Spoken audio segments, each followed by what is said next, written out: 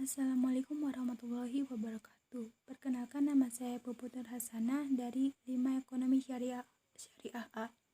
Di sini saya akan menjelaskan sedikit materi tentang sumber daya manusia dan ekonomi sumber daya manusia secara mikro dan makro. Berikut tentang sumber daya manusia dan ekonomi sumber daya manusia secara mikro dan makro.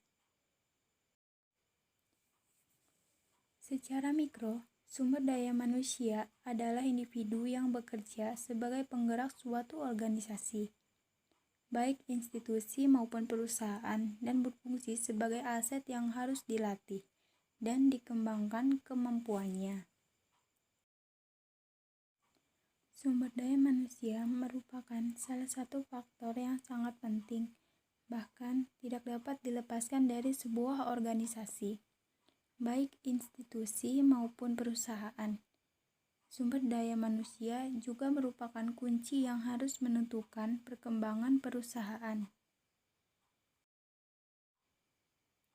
Pada hakikatnya, sumber daya manusia berupa manusia yang dipekerjakan di sebuah organisasi sebagai penggerak untuk mencapai tujuan organisasi tersebut.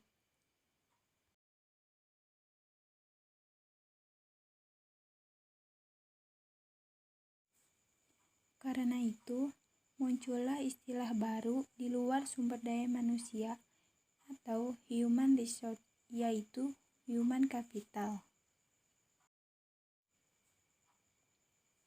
Dewasa ini, perkembangan terbaru memandang karyawan bukan sebagai sumber daya belaka, melainkan lebih berupa modal atau aset bagi institusi atau organisasi.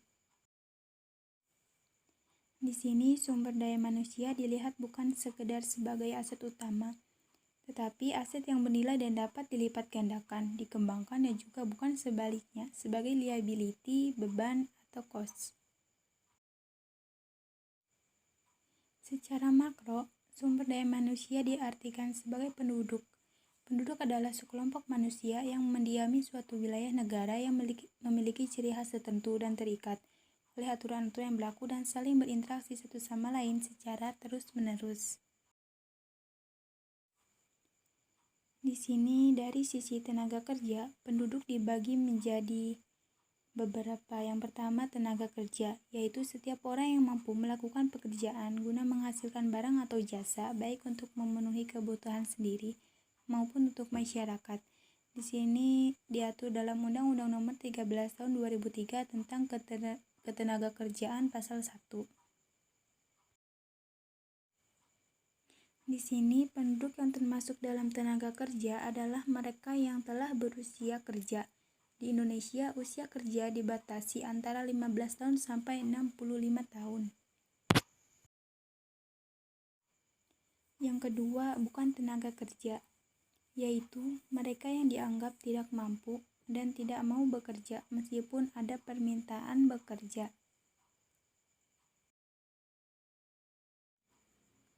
Lalu, dalam hal ini bukan tenaga kerja adalah penduduk yang berusia di luar usia kerja, yaitu mereka yang berusia di bawah 15 tahun dan berusia di atas 65 tahun.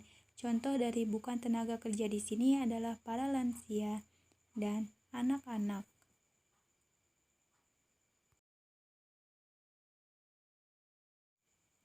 Selanjutnya yaitu angkatan kerja.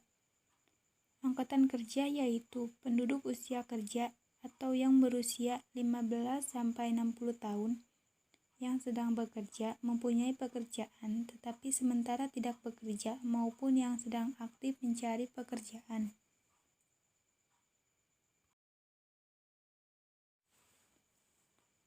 Lalu yang keempat, bukan angkatan kerja, yaitu golongan penduduk berusia kerja yang tidak bekerja, tidak mempunyai pekerjaan dan tidak sedang mencari pekerjaan, yang serta yang menerima pendapatan tetapi bukan suatu imbalan langsung dari proses produksi. Yang kelima, pekerja atau buruh adalah setiap orang yang bekerja dengan menerima upah atau imbalan dalam bentuk lain, Untuk lebih memahami tentang pekerja, di sini juga akan dibahas juga tentang pengertian bekerja.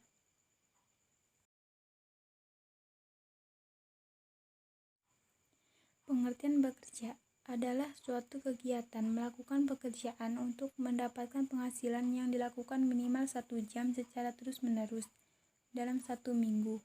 Dari pengertian tersebut, bekerja mengandung arti yaitu dalam bekerja terdapat suatu keterikatan atau pengorbanan.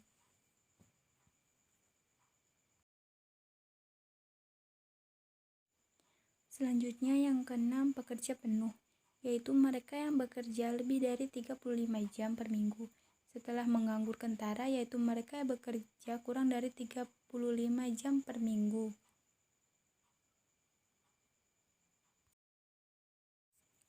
Selanjutnya yang ketujuh yaitu pengangguran, yaitu di mana penduduk dalam usia kerja yang tidak mempunyai pekerjaan dan sedang mencari pekerjaan. Pengangguran terbuka yaitu pengangguran dalam arti yang sebenarnya.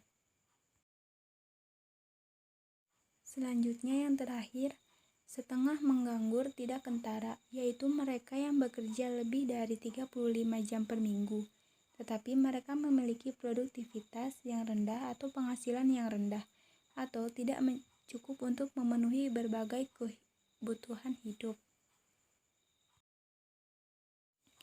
Sekian dari materi yang dapat saya sampaikan, kurang lebihnya mohon maaf, dan jangan lupa untuk like, comment, and share, serta subscribe this video. Terima kasih atas perhatiannya. Wassalamualaikum warahmatullahi wabarakatuh.